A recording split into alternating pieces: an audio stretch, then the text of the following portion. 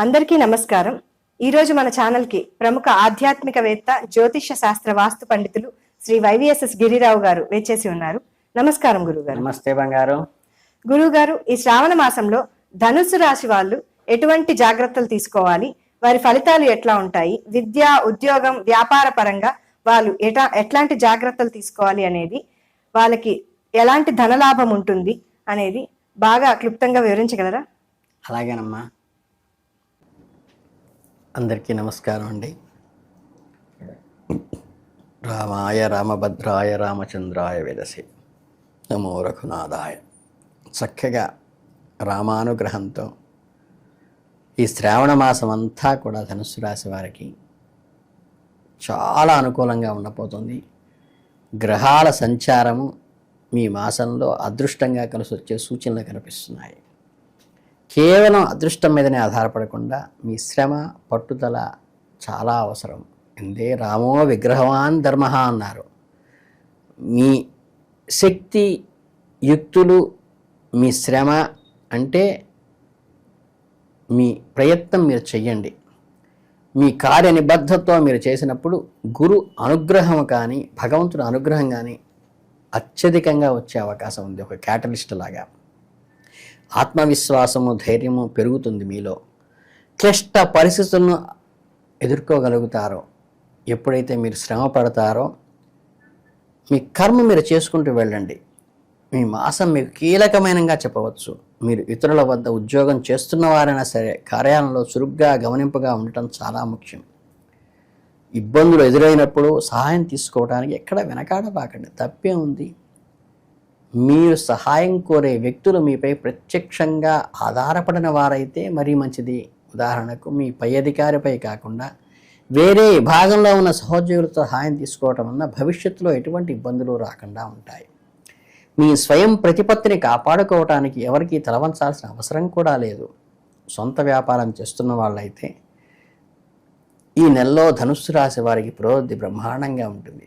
నిలకడగానే ఉంది, స్టేబుల్గా ఉంటుంది. మీ ప్రయత్నాలు రెట్టింపు చేయవలసి ఉంటుంది.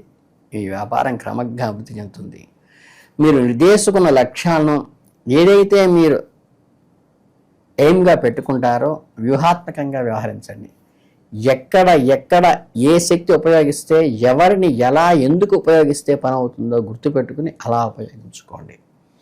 మీరు నిర్ణయించుకున్న శ్రమను పునాదిగా వేసుకొని మీ ఇన్నోవేటివ్ థాట్స్ ద్వారా ప్రాపర్ యూటిలైజేషన్ ఆఫ్ ప్రాపర్ పర్సన్స్ని ప్రాపర్ టైము చేయటం వల్ల విజయం మిమ్మల్ని వరిస్తుంది. మీ కుటుంబ సంబంధాల విషయానికి వస్తే ఆగస్టు 2025 మీకు కొన్ని ఆసక్తికర అనుభవాలను అందిస్తుంది. ముఖ్యంగా మీ స్నేహితుల విషయంలో కొన్ని ఊహించిన వార్తలు వినే విషయం వస్తుంది.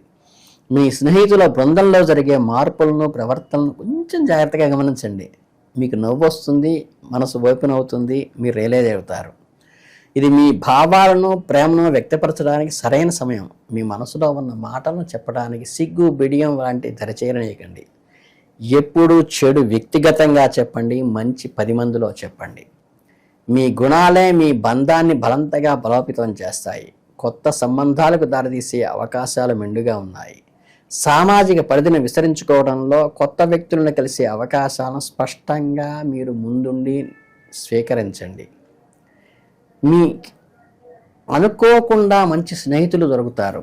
మీ జీవిత భాగస్వామి కూడా పరిచయం కావచ్చు మీరు సింగిల్గా ఉన్నవారైతే. మీలాంటి మనస్తత్వం ఉన్న వ్యక్తులకు అవి ఆకర్షిస్తాయి. మీ వ్యక్తిగత జీవితానికి సుసంపన్నం చేయటమే కాకుండా నెట్వర్క్ను కూడా పెంచేటువంటి వ్యక్తులు మీకు తారసపడతారు. వ్యక్తిగత జీవితాల మధ్య సమతుల్యతను సాధించడం ద్వారా చాలా అవసరం.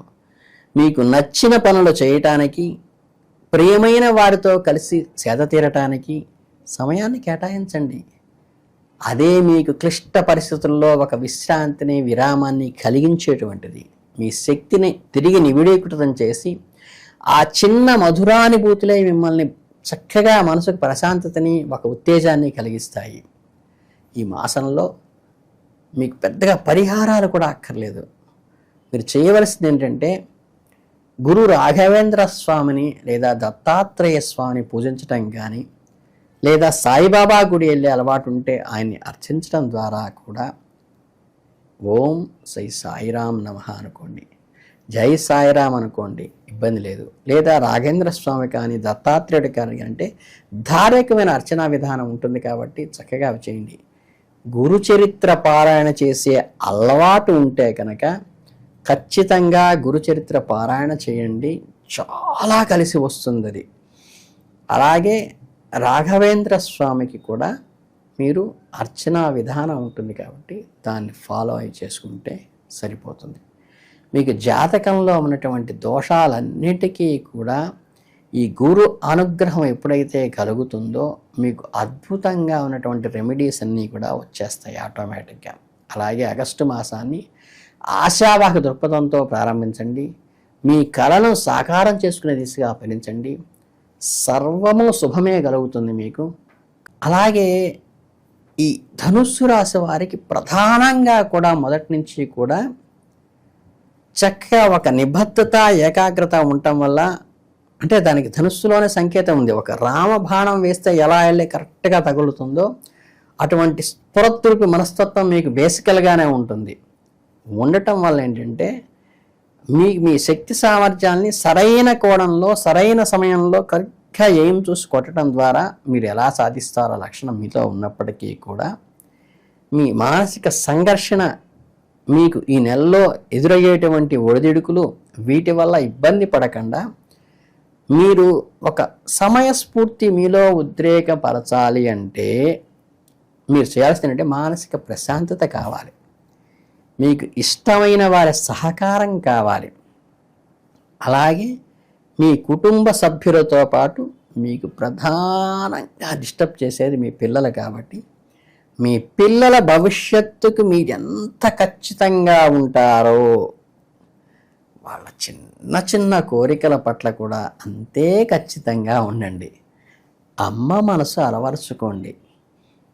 వారి భవిష్యత్తు కోసం కొంచెం కఠినంగా వ్యవహరించినప్పటికీ కూడా అప్పుడప్పుడు ఇప్పుడున్న బిజీలో వాళ్ళకి కూడా, ఒకప్పుడు మీరు వారికి సమయం కేటాయించడం ఇబ్బందిగా ఉండేది, ఇప్పుడు వాళ్ళు కూడా వాళ్ళ షెడ్యూల్లో మీకు సమయం, మీతో గడిపేటువంటి సమయం తక్కువ కాబట్టి మొన్న కాసేపు నిబద్ధతతో ప్రేమగా చక్కగా దగ్గరే తీసుకోండి, కూర్చోపెట్టుకోండి, వాళ్ళ మాటలు వినండి, వాళ్ళ భావాలు స్వీకరించండి, వాళ్ళు దేని గురించి మదన పడుతున్నారో తెలుసుకోండి, కొంచెం ఊరట కలిగించండి. అమ్మ నాన్న ఎప్పుడూ మీకోసమే ఉంటారు, మీకు అండగా ఉంటారు, మీకు వెల్ విషర్స్ వాళ్ళే అనేది వాళ్ళకి పూర్తిగా నాటుకోవటమే కాదు, అది నిలబెట్టుకునే విధంగా మీరు ప్రవర్తించండి. క్రమశిక్షణ విషయంలో మీరు పర్ఫెక్ట్గానే ఉంటారు, కానీ అఫెక్షన్ విషయంలో కూడా టిక్ పెట్టించుకోవటం అవసరం మీకు ఉన్నది. కాబట్టి ఈ మాసంలో ఖచ్చితంగా జీవిత భాగస్వామిని, మీ పిల్లలని జాగ్రత్తగా దగ్గర తీసుకుని ఒక అపురూపంగా ఉన్నటువంటి వాళ్ళ మనస్తత్వాన్ని ఏమాత్రం నొచ్చుకోకుండా వాళ్ళకు ఒక కవచంలాగా మీరు ఉన్నారు అనేటువంటి మనస్తత్వాన్ని, ఒక ధైర్యాన్ని, ఒక భరోసాని వాళ్ళకి ఇవ్వండి. ఇచ్చినప్పుడు వాళ్ళ జీవితం గురు అనుగ్రహం వల్ల అద్భుతంగా ముందుకు వెళుతుంది. వాళ్ళు అచీవ్మెంటే మీకు ఆనందాన్ని ఇస్తుంది. మీకు ఎన్ని అచీవ్ చేసినా సరే పిల్లల భవిష్యత్తుకు మించిన ఆనందం మీకు ఏదీ లేదు. కాబట్టి వాళ్ళకి మీరు షీల్డ్ లాగా ఉన్నారని నమ్మకాన్ని అది ప్రాక్టికల్గా నిరూపించుకునే ప్రయత్నం చేయండి. చిన్న చిన్న కోరికలు ఇప్పుడే నెరవేర్చండి, అవి తప్పేమీ కాదు. తరువాత మీరు చేద్దామనుకున్నా వాడు స్వీకరించే స్థితిలో ఉండరు. కనుక మీరు వారి చిన్న చిన్న కోరికలు మన్నిస్తూ ఎక్కువ బర్డెన్ కానంత వరకు వాళ్ళకి నచ్చచెప్పి వాళ్ళ కోరికలు తీర్చటానికి ప్రయత్నించండి. అది ధర్మబద్ధమైతే ఖచ్చితంగా తీర్చండి. అలాగే చక్కగా దైవ ప్రార్థన, అర్చనా విధానము, పెద్దల యందు గౌరవము, నిత్యం ఒకసారి దేవుడికి నమస్కారం పెట్టుకునే అలవాటు పిల్లలకు చేస్తే మీ భవిష్యత్ తరాలు మొత్తం బాగుపడతాయి. కనుక ఈ చిన్న చిన్న రెమెడీలు చేసుకుంటూ మీరు ఇంట గెలిచి రచ్చ గెలవండి. రచ్చ గెలిచే అధికారం మీకు నిరంతరం ఉన్నది. అంతటి రాముల వారే చాలా గోముగా శ్రీమతి గారితో ఎంత లాలిత్యంగా మాట్లాడేవారో మనకి రామాయణం చూస్తే అర్థమవుతుంది. కాబట్టి చక్కగా ఎవరి దగ్గరైనా మన సింహం కావచ్చు, కానీ ఇంట్లో ప్రేమైక మధురానుభూతిని మిగిల్చి మీరు ముందుకెళ్ళాలని మనస్ఫూర్తిగా కోరుకుంటూ, మీ అందరికీ రామానుగ్రహం కలగాలని, ఈ శ్రావణ మాసంలో అద్భుతంగా ఉండాలని, వీలైతే అయోధ్య రామదర్శనం కూడా మీకు కలగాలని మనస్ఫూర్తిగా కోరుకుంటూ విజయోస్తు. ధన్యవాదాలు గురువు గారు. చాలా చక్కగా వివరించారు. ప్రతి ఒక్కరికి అర్థమయ్యే భాషలో చాలా క్లుప్తంగా వివరించారు. మీరు చెప్పిన పరిహారాలన్నీ పాటించి మన ప్రేక్షకులు కూడా తగిన జాగ్రత్తలు తీసుకొని చక్కగా ఉండాలని కోరుకుంటున్నాను. ధన్యవాదాలు.